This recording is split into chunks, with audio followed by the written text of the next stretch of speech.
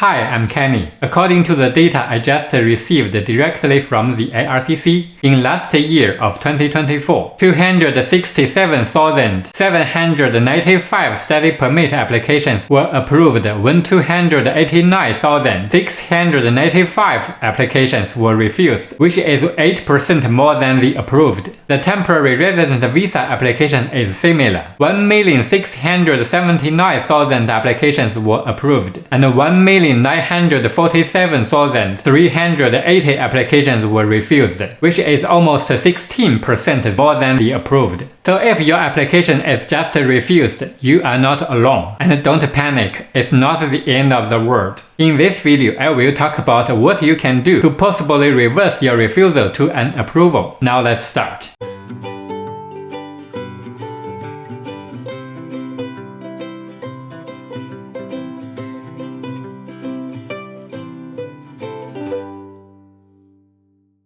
First of all, you can file an access to information and privacy request to open the GCMS notes to see the particular reasons why the officer just refused your application. However, it may not be necessary anymore, since the ARCC started showing the refusal reason right on the refusal letters. But if your refusal letter happens not to show the refusal reason, you can still file such a request for that purpose. Then you will have 3 options of remedy that you can choose from, including reconsideration request, reapply, and judicial review. To help you with your choice, I have shot a series of video courses about what to do after refusal. In this course, I introduced the theory, including the legal ground, legal factors, practical tricks, and tips of every single remedy option. I also compared them in a row in terms of the cost, timing, likelihood to get an approval, and difficulty, so that you will understand whether you should go to a professional or you can just do it yourself. To explain about the applicability of each option and show you how to do it in a real case, I also included the study of 9 real cases in total, including 2 temporary resident visa applications, 6 study permits, and 1 spousal open work permit application. I believe you will know which option to choose and how to go ahead with your own case. To help you understand the knowledge I shared in this course, I recommend you to watch these 2 videos as the prerequisite lessons to this course. What is jurisprudence of case law and the duty of procedural fairness, the right to fair and impartial decision making? I believe with these 2 prerequisite lessons, you will be equipped with the necessary knowledge for you to understand this course easily. For your better understanding of this course before you purchase, here are what you will receive after you pay. The access to the video course of about 90 minutes. The quiz about the video course that you can test how much you learn from these videos with. The access to a private online community where you can discuss with other peers and of course to ask me questions. Lastly, the updated course in the future if for whatever reason it's updated later. Any people who are interested in this course are welcome to go ahead. But I believe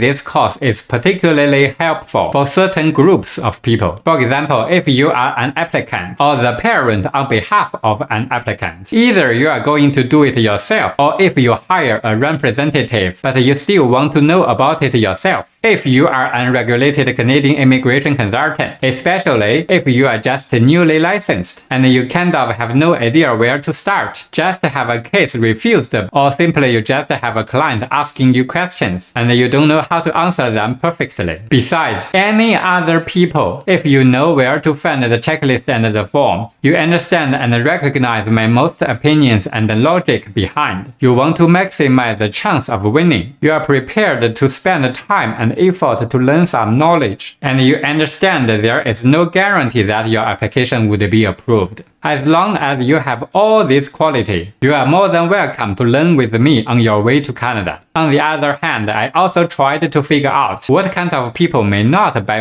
this course. For example, you are applying for a Canada immigration program and you don't have time or is not willing to learn. In this case, you probably go to an RCIC instead of buying this course. You don't really understand these videos or feel the same or even close to my most opinions. You just want to pay for the visa, not for the knowledge itself. Well, in this case, I need to remind you that it can be very dangerous, or you feel not comfortable with my video. For example, you are not okay with my English, or you simply dislike my looking for whatever the reason is. Don't force yourself, it's totally not necessary. Don't pay yet when you are still hesitating. You can always look around in the ocean of online resources until you are more ready and feel comfortable to go ahead. If you make your decision to go ahead and pay for this course, and you feel dissatisfied, don't worry, just let me know. Your dissatisfaction drives my continuous improvement. So see you in the course.